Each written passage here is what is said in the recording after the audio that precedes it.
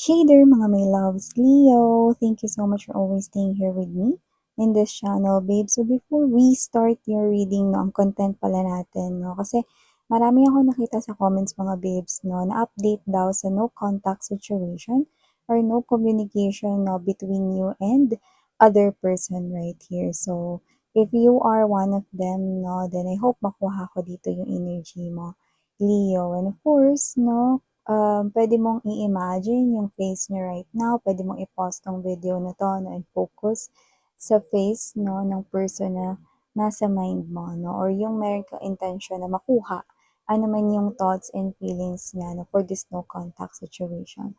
And pwede mo rin mga babes isipin siya, no, while I'm shuffling. So, kahit alin doon, pwede mong gawin. So, wala tayo ditong gender, bae, lalaki, LGBT, no, you're all welcome here, Leo. And of course, okay, mga babes, no, kung hindi niyo pa po alam, meron pa po tayong other channel. The link is down below sa ating description box. Kaya naman kung interesado ka rin tumambay dyan, then see you there. So, yan mga babes, no, hi and hello sa mga newbies or new subscribers. Ako po si Yan, welcome. At sa mga returning viewers, thank you so much. So, let's go ahead and check these messages right here for my Leo people.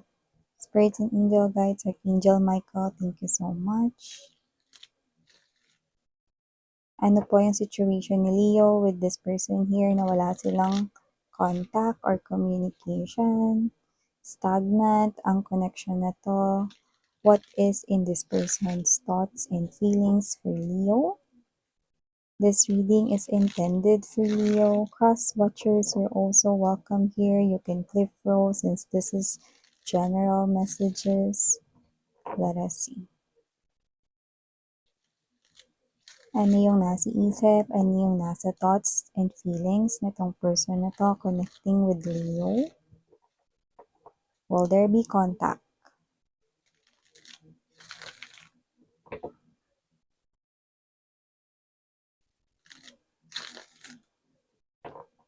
Okay, so let's go ahead and check these messages here for ya, Leo.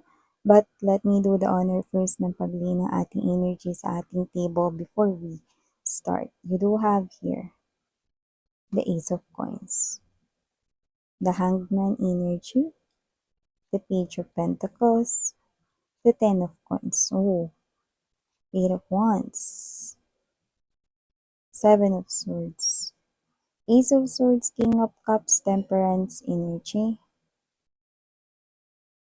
Queen of Wands, Empress energy, Three of Swords. Mukhang natuto ka na rito at mukhang natutunan mo na rin yung leksyon mo, okay, sa pakikipag-connect mo sa taong ito in the past, no? So, kung sino man tong energy na to, Leo, no, you've learned a lot because you're appearing here as someone na natuto ka na with the Empress energy, Queen of Coins, the Queen of Wands energy, na parang na-mention natin yung Queen of Coins. So, it looks like you are embodying here almost all the queens in the tarot. That's why, lumabas ka bilang Empress energy, na marami kang natutunan, no, dito sa mga heartbreaks na binigay sa'yo na pain nitong person na to. Maaring yung mga situations kung saan na-involve kayo parehas, no, noon. So, it looks like you've learned a lot from that. Yan. Okay?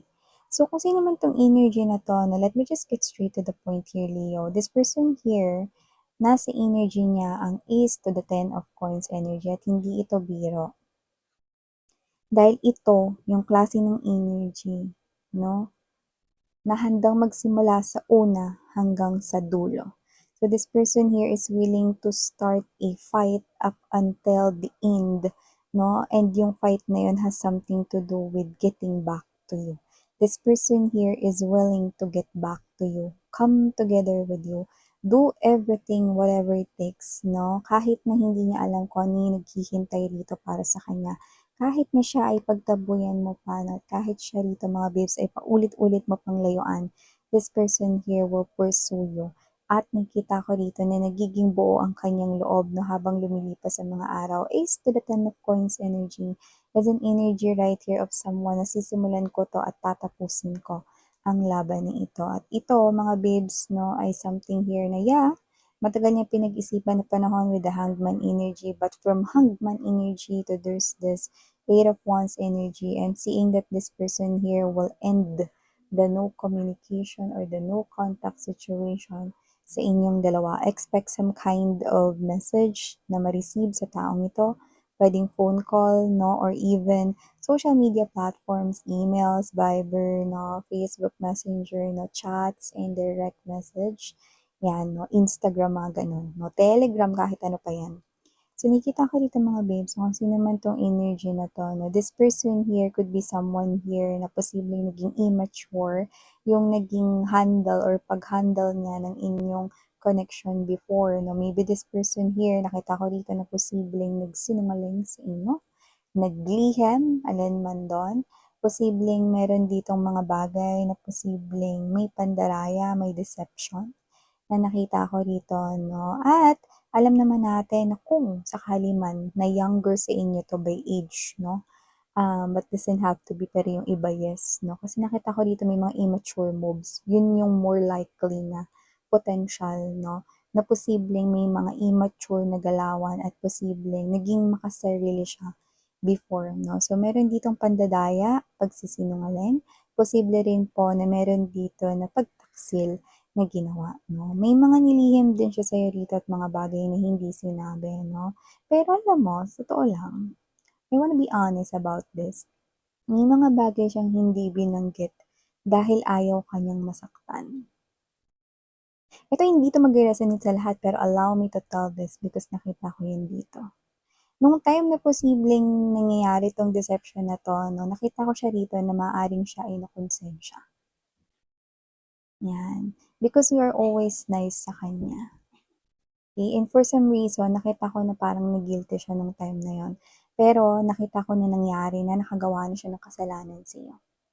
Parang nga nangyari ron, no, tinuloy niya pa rin kahit na may ganun na siyang naramdaman, no, sa inyo. So, kung sino man tong energy na to, no, hindi ko sinasabi, no, na nagpapamacho siya dito or nagpapasexy siya doon, no, pero binanggit ko kasi yun naman talaga yung nangyari at naramdaman niya during that time, no, na maaaring nagkakaroon na dito ng mga deception, pagtatago at paglilihim, no, pero na-guilty siya, yan, no, nung time na yun. Ewan ko, anong klaseng mindset yung nangyari, tinuloy niya pa rin yun. So, kung ano man yung specific situations na yun, nakita ko na yun yung bagay ngayon na parang ayaw niyang isipin, binabaon niya sa limot para matuloy niya talaga ng bonggacious itong binabalak niya dito na pakikipag-communicate pag-reach out sa inyo. So, expect that this person here is now removing any blockage pagdating sa inyong communication and you do not need to make any bold movements because this person here will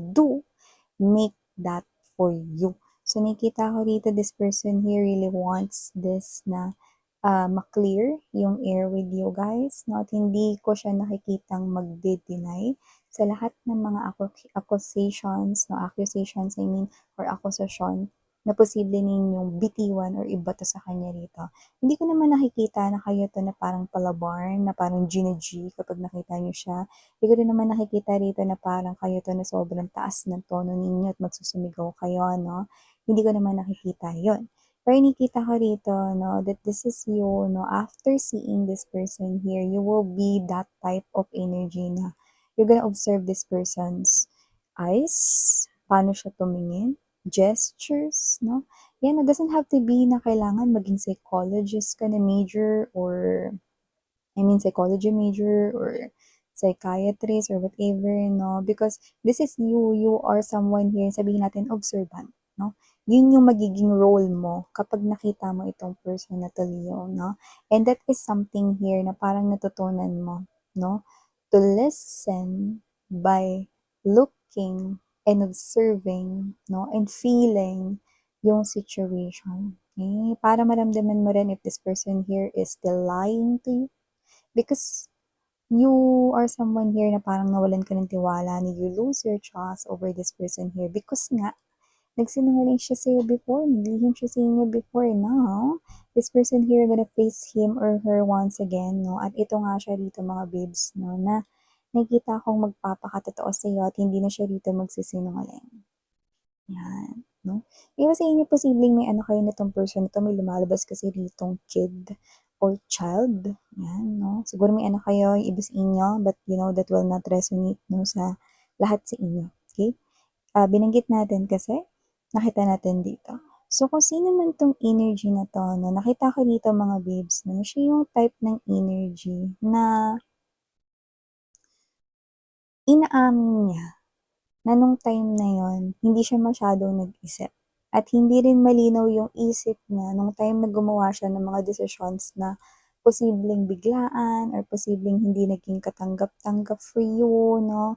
Kasi parang nasanay kayo na pag may decision kayong gagawin, kahit ano yan, yung pagbili ng pagkain yung bibilin. Saan pupunta, saan magdi-date, saan mamamasyal. Ano yung gagawin ninyo, no schedule ninyong date, may mga ganun. Lahat na pagkakasunduan ninyo, but this time, itong desisyon na ginawa niya nung time na yon, no, is posibleng out of your will. Hindi mo kagustuhan yun, pero ginawa niya, di ba? At nagawa niya.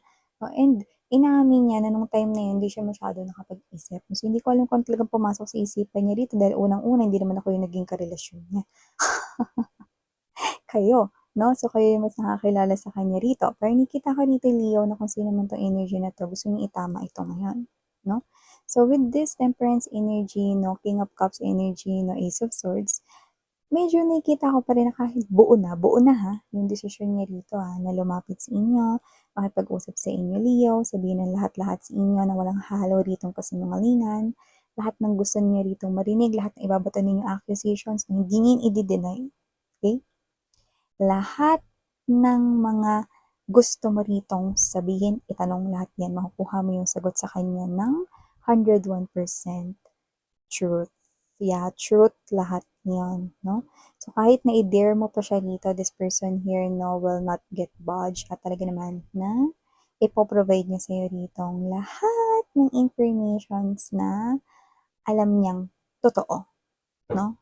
So, yan. Pero, nakikita ko ditong may nginig, may pressure pa rin sa kanya rito, no? Hindi dahil sa ito na kasi magpapakatotoo na siya or hindi, no? Hindi ganun, no? Yung nervyos na mararamdaman niya rito, no, is yung fear na baka sa kakaamin niya rito, no, ng totoo sa'yo, no, mas lalong maging strong yung desisyon mo na tuluyan na siya ritong bitiwan talaga for life. Takot siyang marinig na sabihin mo na tinutuldukan mo na talaga for good ang inyong koneksyon at takot siyang marinig, no, na pagtapos niyang aminin ng lahat ng mga bagay rito na nagawa niya sa inyo na lahat yun ay totoo, no?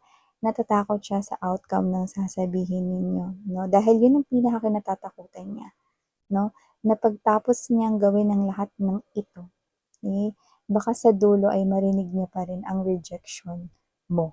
Pero yan ay kanya nang inaasahan. Ayaw niya lang talagang marinig yan na manggaling mismo sa bibig mo dahil yan ang isa sa pinakamasakit na bagay na ayaw niyang marinig mula sa taong na-realize niyang mahal niya pala talaga ng ganito katindi.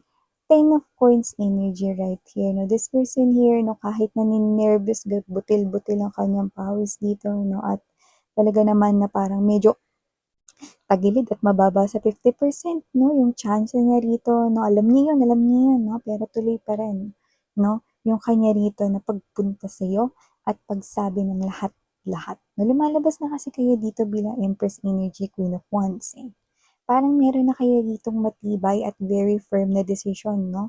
Parang kayo ito na naging wala na kayong pakialam whether bumalik yung person na yun sa buhay ninyo or hindi eh. Kasi iba sa inyo, nag-start na kayo ng own journey ninyo. Yung iba sa inyo, masaya kayo ditong happy, no? Busy sa family ninyo, no? Sa inyong money and coins, no? Negosyo or trabaho, no? Busy kayo sa personal life niyo dito. Yung iba naman, no, alam niyo yung gusto ninyo ditong gawin, no? Posible naman na kumukonect na rin kayo sa iba kasi yung Empress energy tsaka Queen of Wands na yan yung mga energies, wala tayong gender mga babes, yung mga energies na marami yung mga possible na suitors, no, na maa-attract kayo. So, ibig sabihin, possible na may mga options na kayo when it comes to love. At yung iba rin sa inyo, posibleng natagpuan nyo na, no, yung sarili ninyo, no, sa ibang person. 'di ba? Puwedeng nakahanap na rin kayo ng inyong future spouse or puwedeng nakahanap na kayo ng inyong perfect match. The Empress energy and the Queen of Wands energy, when joined forces and combine each other, this is the type of energy right here that is very sure of what their future holds for them and not anymore afraid to pursue whatever it takes, no, as long as it is something here na magbe-benefit sila ng really big or really huge for their future, and that is your energy. However, this person here, no, is someone na wala kayong contact dito. Iba sa inyo, siguro curious na, ano na ba nangyari sa kanya or whatever, no? Yung iba kasi sa inyo, may naririnig kayo mga balita, no? Yung nakita natin dito, may mga news kayo about this person here, no? And even though you're not anymore thinking about this person here, masagi sa isipan niyo siya rito kasi posibleng narinig niyo siya, yung balita sa kanya, pwedeng sinabi sa inyo, nabalitaan niyo, yan, no? So, I do see that this is you. I'm seeing that for a lot of years, letting this person here go free. Kasi iba sa inyo, matagal na kayo naka-move on sa ginawa niya. Okay? So, whatever the situation is, it's really up to you kung ano yung magiging decision mo after hearing this person out. Kasi you will eventually face this person here once again, Leo. Okay? At the end of the day, it's your free will. What you're gonna do about the situation here, appearing here as someone who is mature now. Mas mature pa nga, no? So, you are someone here na mas better version of yourself compared dun sa time na kakunik mo siya. Okay? So, I'm gonna leave it all up with you, Leo. I know that you can handle the situation here. This is just something here na madali na sa'yo, no? Hindi na ito mahirap na bagay na haharapin mo. So, maraming salamat sa oras mo, Leo. Sarang hiyaw ko po ulit siyan. Love and light. Annyeong.